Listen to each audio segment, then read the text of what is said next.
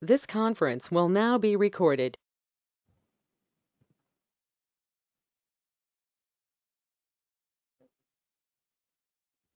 Good morning.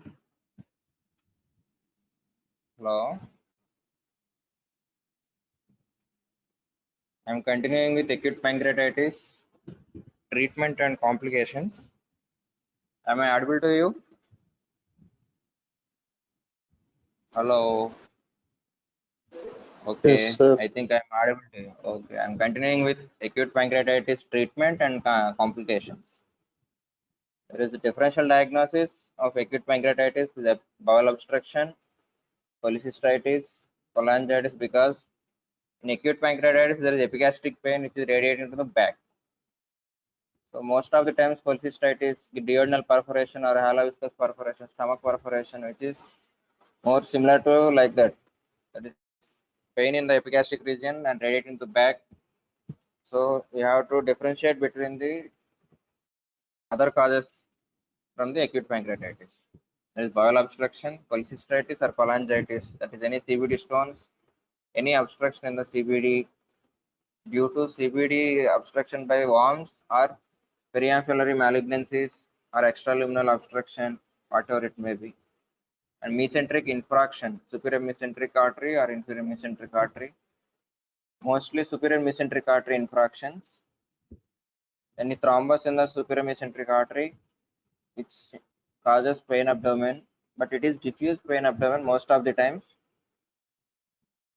not the localized pain abdomen.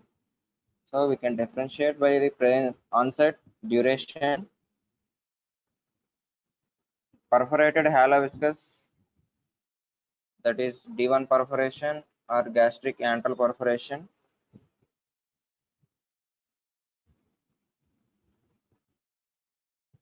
Going to the treatment aspect, acute attack, which is evaluated in two phases. Initial phase lasts for the 1 to 2 weeks. That is acute inflammation and autodigestive process. Late phase, that is complications, local complications like necrotizing pancreatitis, infective and peripancreatic tissue collection, pseudocyst formation.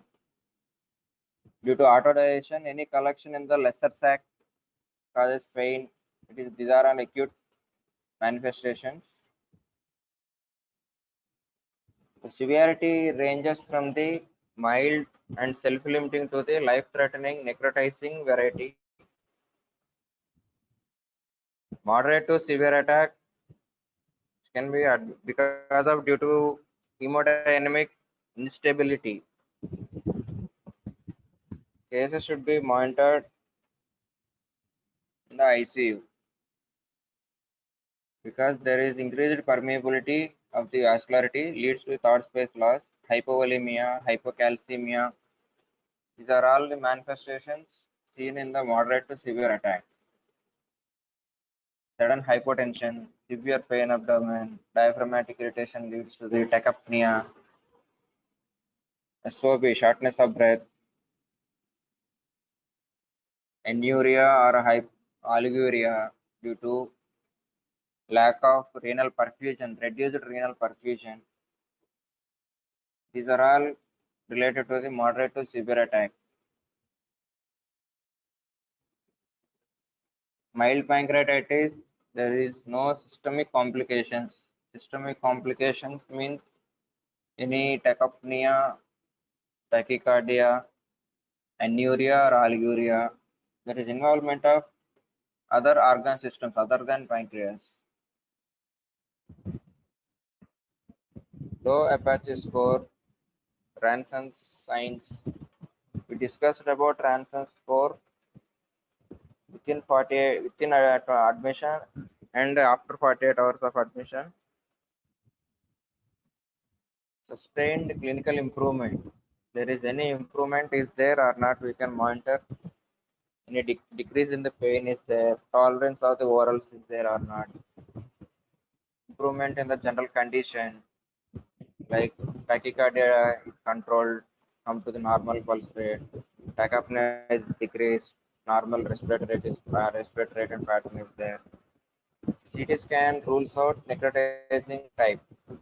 CT scan initial at the time of initial onset of pain, we can't find anything. Only pancreatic edema and pancreatic collections are noticed. After 48 to 72 hours only, we can detect the necrotizing pancreatitis. So CT scan role is mainly after the 48 to 72 hours. In severe pancreatitis, there is high Apache score and Ranson signs, encephalopathy, hematocrit over 50 due to dehydration, due to loss of the fluid in the third space, that is peritoneum, pleural, and extravascular compartment.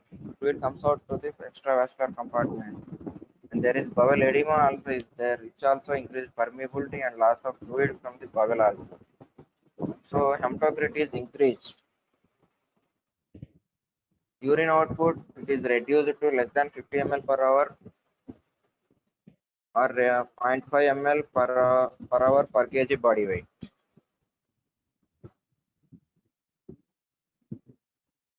That is hypotension, fever, peritonitis. Peritonitis mainly due to necrotizing pancreatitis or severe form of the pancreatitis. Secondary infections leads to the peritonitis.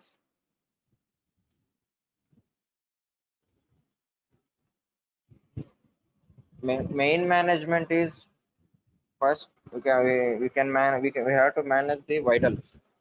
There is hypovolemia, hypotension, and the urine output is reduced. So we have to manage the initially vital signs to decrease the pulse rate, that is tachycardia and tachypnea, so that we can put oxygen for the tachypnea to reduce the oxygen drive. And fluid accumulation due to third space loss, there is hypovolemia.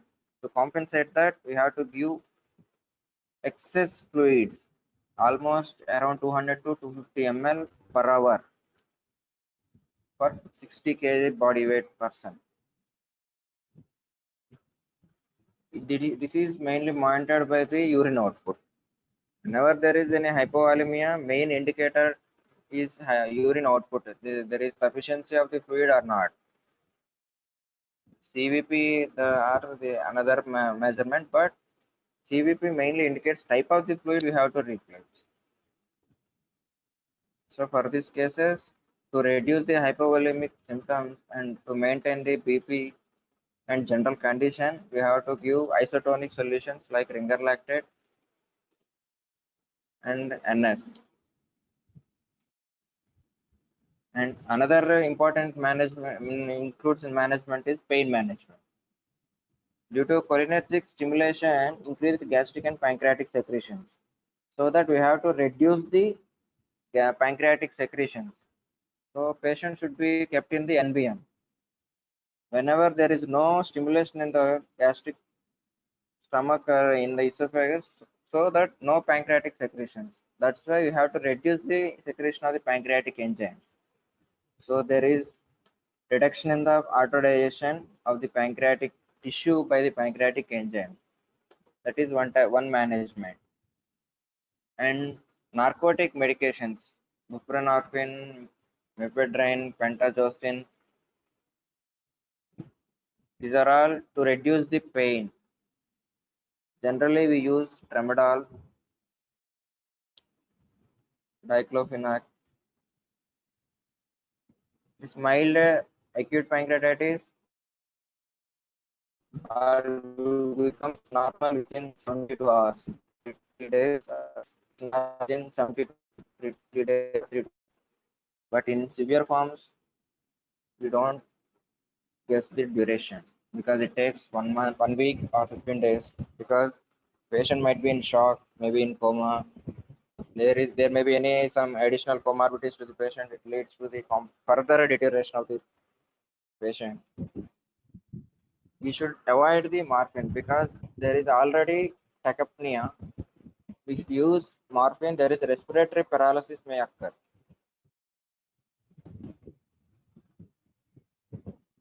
So there is any, by using the morphine, there is any additional complications maybe there.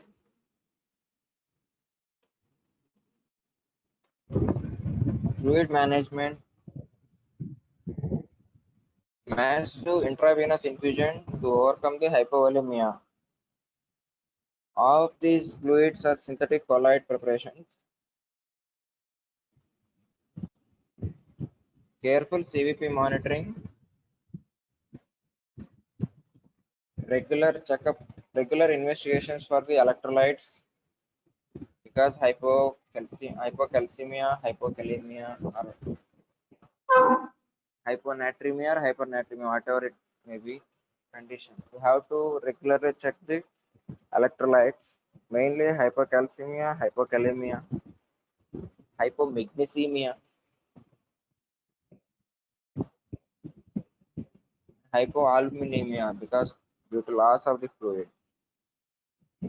Therefore, blood, plasma substitutes may be necessary. Most of the times, don't transfuse this blood plasma. Most of the times, we recover the patient with crystalloids.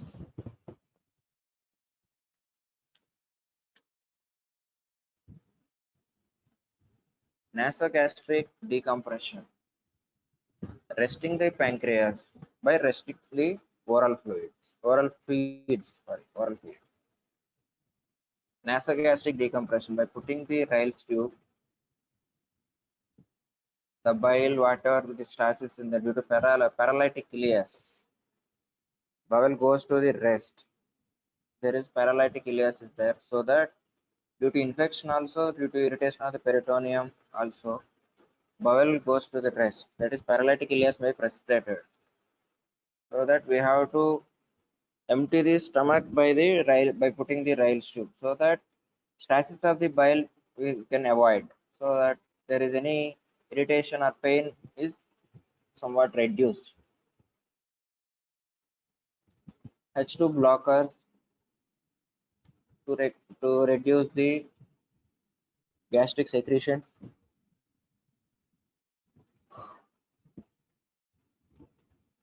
Artificial supplementation of the pancreatic enzymes. By feedback mechanism, there is further reduction of the pancreatic secretions. Pancreozyme, pancreoflat, prion, these are trade names. This contains pancreatic lipases and amylases. This further reduce the secretion of the pancreas by feedback mechanism. Most of the times in pancreatitis, no role of the antibiotics, mainly nutritional support and fluid management. But in suspicion of any secondary infections, secondary bacterial infections, we have to put the antibiotics. There is few antibiotics only act on the acute pancreatitis situation. Regular third generation cephalosporins, penicillins, no role is there. We'll go for straight away imipenem, ceftriaxone, only few drugs in the cephalosporins, metronidazole, fluoroquinolones. These four groups of drugs only used: imipenem, ceftriaxone, metronidazole, and fluoroquinolone. Secondary fungal infection, there may be chance of fungal infection also there because immune suppressive to a patient.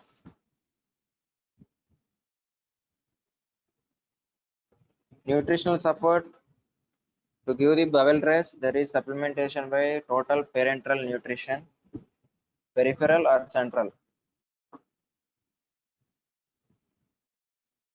Enteral nutrition is effective in reducing the risk of complication. Enteral nutrition is given by after reduction in the symptoms by observing the patient.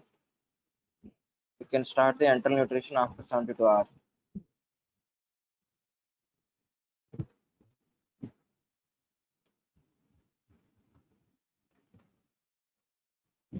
Other types of management: peritoneal dialysis, but there is no use of peritoneal dialysis. By putting the catheter in the directly in the peritoneum, we can go for the peritoneal dialysis.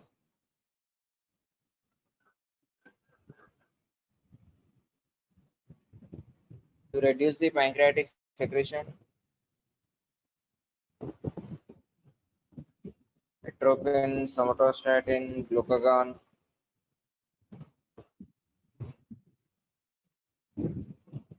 These are all pancreatic secretions only, but atropine only reduces the secretion in the salivary lacrimal glands, but the secretions reduction in the pancreatic enzyme reduction is there is no role. Somatostatin, glucagon, there is minimal effective.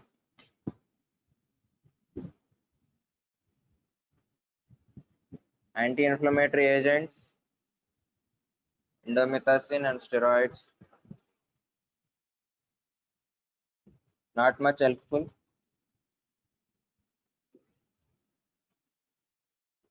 Protease inhibitors, aprotinin, corbexate, mesylate, these are not useful. Platelet activating factor antagonist, because in acute pancreatitis, acute phase, there is increase in the inflammatory mediators. One of the inflammatory mediators is platelet activating factor. Lexiphafen, platelet activating factor AH, but these are costly and minimal effective medication. In severe cases, may be useful.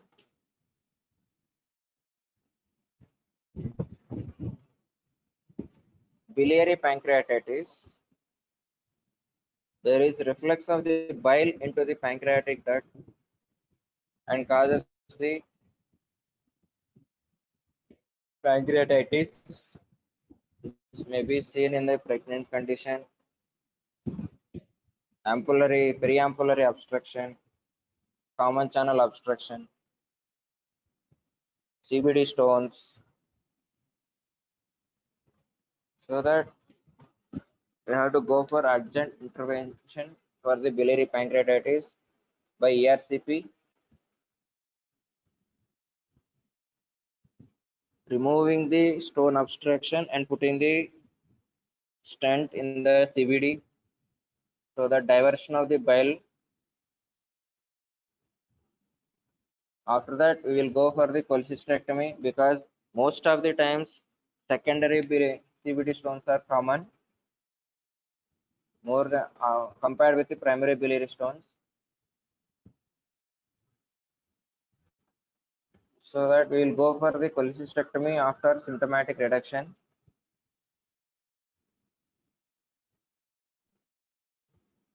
Any slippery stones, that is gallbladder calculi, cholelithiasis, the stones may dislodge from the gallbladder into CBD, which may cause obstruction. So that we will go for the cholecystectomy. In the same sitting, we will go for CBD exploration also, because most of the time CRCP might be successful, sometimes it may be failed, because stones may be lodged in the high up in the CBD, that is above the cystic duct, so that it might not be useful.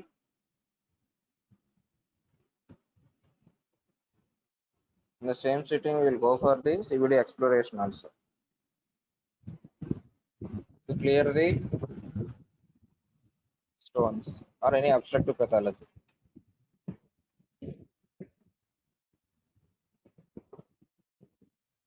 In ERCP, sphincterotomy done,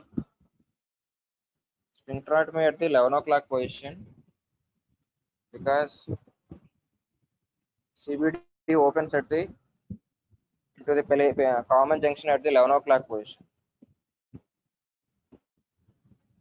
Pancreatic duct opens at the 3 o'clock position. So we have to care by doing the sphincterotomy, because one of the complications by ERCP is pancreatitis. 3 to 5% of the ERCP cases will end up in the pancreatitis. So while doing the ERCP, you have to take care, utmost care about the pancreatic duct, pancreatic opening.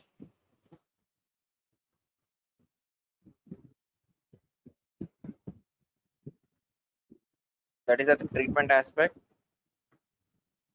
Treatment aspect mainly includes the vital status maintenance, that is general condition maintenance, pain management. After that, if any complications are there, then we will go for the management of complications.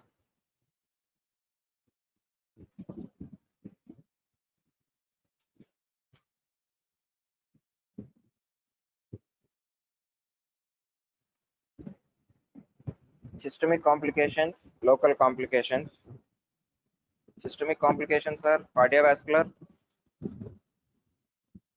pulmonary complications like pleural effusion, white lactasis, pneumonia, renal complications, tubular necrosis,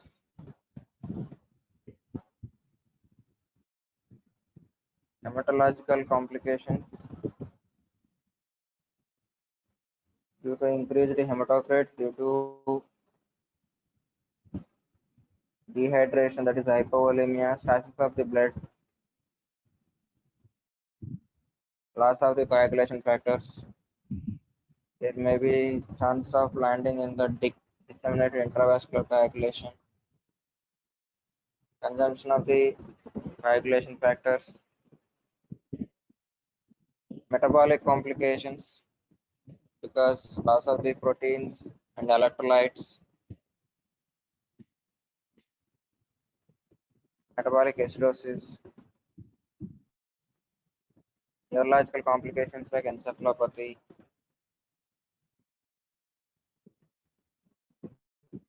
gastrointestinal complications like paralytic ileus,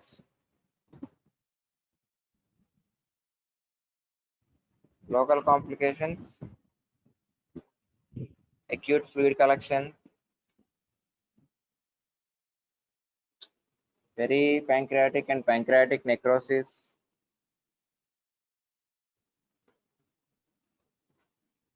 pseudocyst of the pancreas,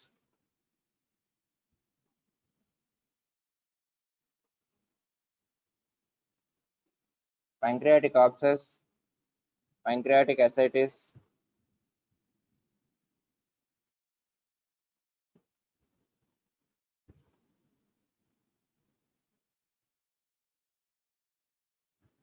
early systemic complications, cardiac complications are cardiac arrhythmias, myocardial infarction, congestive heart failure,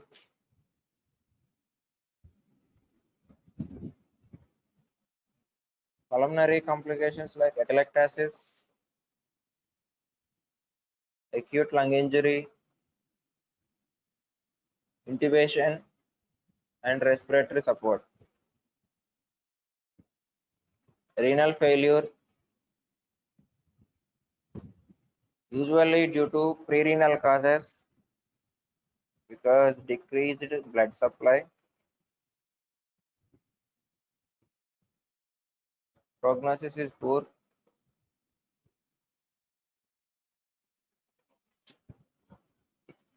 There is go for the hemodialysis.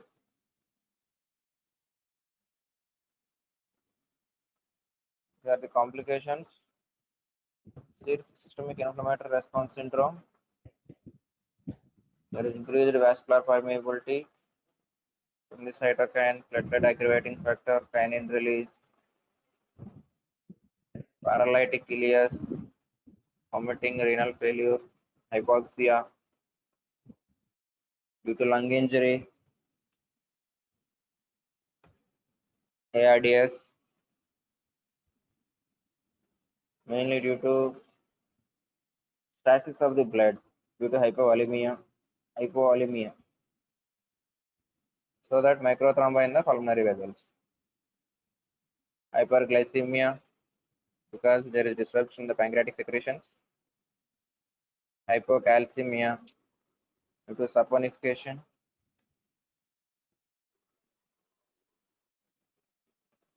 Reduced serum albumin concentration, that is hypoalbuminemia.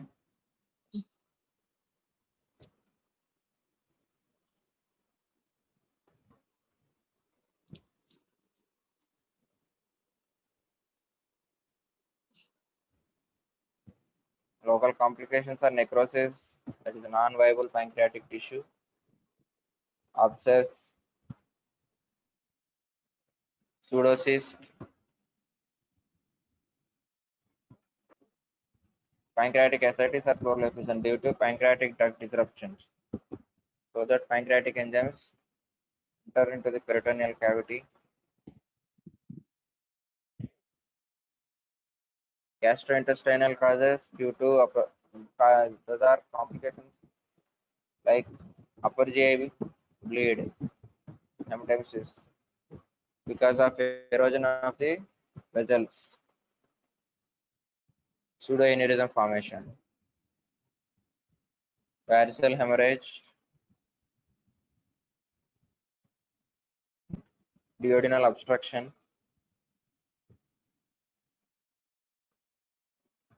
there is obstructive jaundice,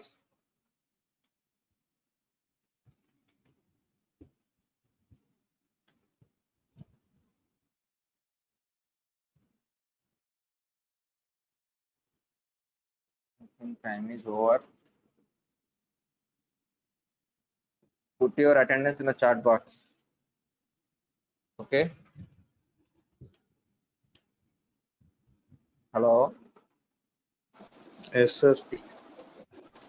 Okay, I will stop here and I will continue with next class. Okay, thank you.